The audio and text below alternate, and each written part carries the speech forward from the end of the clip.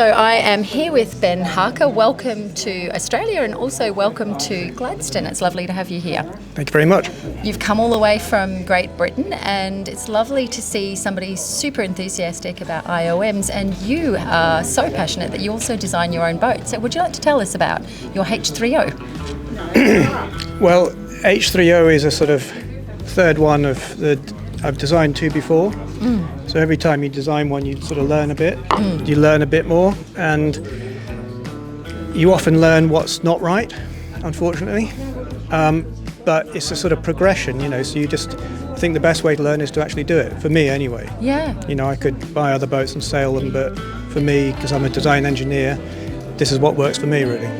I love the fact that actually we have quite a few engineers that are sailing, but you're in particular, and you really took my interest when I was reading through the bios around that learning process and around that constant search for improvement that comes from being able to design your own boat and produce it. Yeah, it's very difficult.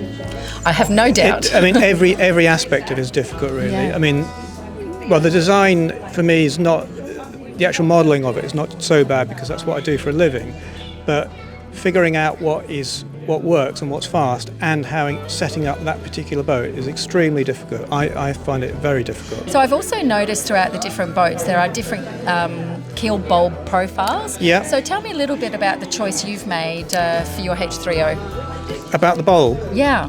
Because there's duckbill bulbs, there's torpedo bulbs. Well, I don't think this is really the right kind of bulb. Actually, it should be much rounder at the front. Right. But I made this. This was a lead window sash weight. Yep. Which I turned on a lathe. Wow. And I don't think it's quite right. Okay. Actually, but it's your next element of improvement. There's so many things you can change on the boat. Yeah. And there isn't time, and working sort of more or less full time. There just isn't time to do everything. So you just keep doing what you think the most next important thing to try and change is.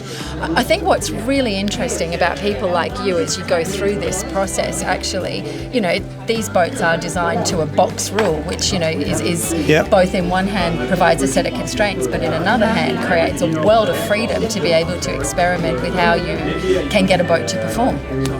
Yes, exactly. The shape is fundamental, obviously. Yeah. And it's just, I find it very hard to work out. You can think you come up with a quick shape, you try it, and then you realise it's not.